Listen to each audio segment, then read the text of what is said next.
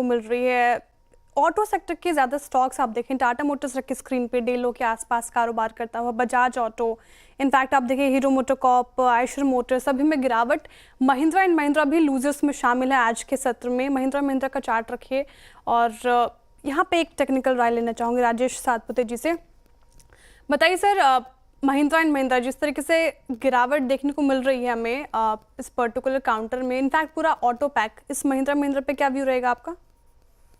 देखिए, महिंद्रा एंड महिंद्रा में ये हुआ है कि इसने अपना जो इम्पोर्टेंट लेवल था वो करीबन 2750 से 2800 वहां तक का एक पुल बैक दिया और वहां से ये करेक्ट हुआ। तो मुझे लगता है करंट लेवल से 2500 के आसपास का एक सपोर्ट बनता है, क्योंकि अगर आप इसे थोड़ा वीकली चार्ट पे लेके जाते हो तो सपोर्ट दिखता है 2500 के आसपास। तो मुझे लगता है वहां तक करेक्ट होगा। जब तक करेक्शन खत्म नहीं होता तब तक यहाँ पे मुझे लगता है कि फ्रेश लॉन्ग ना करे। आपने ऑटो का जो जिक्र किया श्रेया जी, उसमें एक चीज और एक देखिए, आप टीवीएस मोटर का चार्ट देखिए।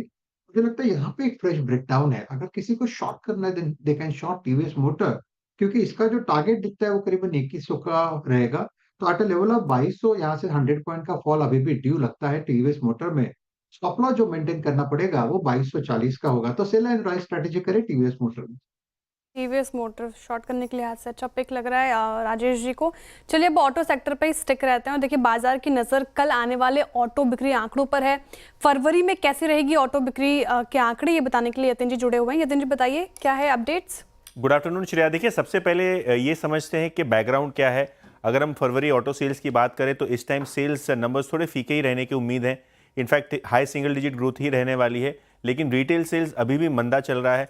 इनफैक्ट अगर आप डीलरशिप्स की इन्वेंट्री देखें तो लगभग 40 दिन के आसपास पहुंच गई है, जो दशहरा दिवाली के बाद लगभग 15 दिन रह गई थी। तो धीरे धीरे करके इन्वेंट्री बिल्डअप आपको डीलरशिप पे होता हुआ दिखाई दे रहा है, खास करके टू व्हीलर फोर व्हीलर जो अर्बन मार्केट्स में है।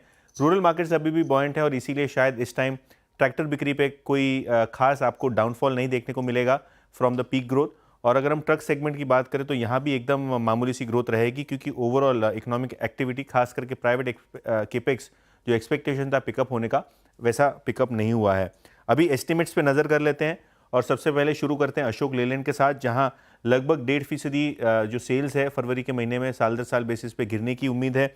और अगर हम टाटा मोटर्स की बात करें तो सेल्स में लगभग 10% की गिरावट रहेगी, खास करके कमर्शियल व्हीकल सेगमेंट और इनका जो पैसेंजर व्हीकल सेगमेंट है एक्स ऑफ इलेक्ट्रिक व्हीकल्स, यहाँ आपको देखने को मिलेगा कि सेल्स थोड़े बहुत सुस्त ही रहे हैं।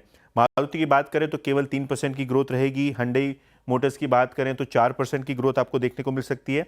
हालांकि M&M auto segment electric vehicle के लॉन्चेस और इनकी पुराने जो बुकिंग्स हैं, इसके चलते आपको 15% की ग्रोथ ऑटो सेगमेंट में देखने को मिलेगी। और इसी तर्ज पे 15% की ग्रोथ आपको ट्रैक्टर सेगमेंट में देखने को मिल सकती है, जहां एक्सपेक्टेशन है कि 25,000 यूनिट्स के आसपास टोटल ग्रोथ नंबर आए। अब टू व्हीलर की तरफ रुख करते हैं और बजाज ऑटो को देखते हैं तो लगभग 4.5% की ग्रोथ देखने को मिल सकती है। आयशर मोटर्स पिछले साल का बेस छोटा है, लेकिन मोमेंटम यहाँ बहुत बेहतरीन है। लगभग 14-15% के ऊपर की ग्रोथ आपको देखने को मिल सकती है सेल्स में, और 89,000 यूनिट्स के बिक्री का अनुमान है। हीरो मोटोकॉर्प सेल्स लगभग 13-14% गिरेंगे, क्योंकि यहाँ अगर आप देखें तो स्कूटर सेगमेंट में भी थोड़ा बहुत स्लो डाउन आता हुआ नजर पड़ा है। और टीवीएस मोटर्स लगभग 2 से 3% ही आप ग्रोथ एक्सपेक्ट कीजिए, जो कि लगभग 3.8 लाख यूनिट्स के आसपास होगा। तो ओवरऑल इस टाइम एक्सपेक्ट मत कीजिए कि ऑटो सेल्स में कोई ज़बरदस्त पिकअप या कोई टाइप का पॉजिटिव सरप्राइज रहे। यतिन, शुक्रिया आपका। और मेरे ख्याल से यतिन ने इंक्लूडिंग ट्रैक्टर और आई थिंक पैसेंजर व्हीकल्स को जोड़ के अगर किसी कंपनी के अच्छे नंबर्स का यहाँ पे अंदाज़ा पेश किया है तो वो है M&M।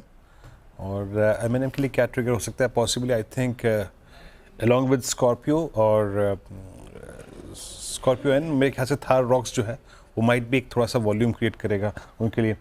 राजेश जी, आपकी राय इस वक्त पिछले 20 दिन में जो प्राइस डैमेज हुआ है, राजेश अग्रवाल जी, हाँ अग्रवाल जी बोल दिया मैंने, जो प्राइस डैमेज हुआ है उसमें आप सबसे प्रिफर्ड पिक कौन सी मानते हैं जिसको आप इस डिप में कंसिडर करना चाहेंगे, कंसिडरिंग देयर मॉडल पोर्टफोलियो और नंबर्स को देखते हुए?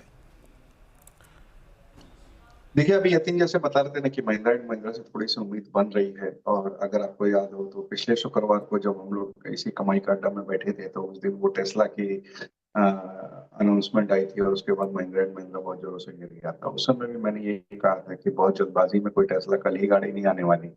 तो वो एक अपॉर्चुनिटी थी बाइंग की, और अभी भी मैं समझता हूँ अपॉर्चुनिटी है बाइंग की। महिंद्रा एंड महिंद्रा हमारी एक पिक है ऑटो स्पेस में। बट अगर टॉप पिक्स कहा ही जाए तो फोर व्हीलर्स में आज की डेट में हमें हुंडई ज्यादा बेटर लगता है, क्योंकि उतना विशेष कुछ चला नहीं है। एसयूवी मार्केट में देखेंगे तो बहुत अच्छी पकड़ है, नए एक्सपेंशन कर रहा है।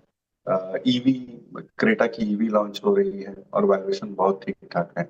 और टू व्हीलर स्पेस में बजाज ऑटो हमारी पहली पिक रहेगी। इसके अलावा अगर मारुति में और थोड़ा करेक्शन आता है, करीब 11,000 10,500 तक मिलता है, तो वहां पे कहीं तरीके सलाह रहेगी। ओके, चलिए काम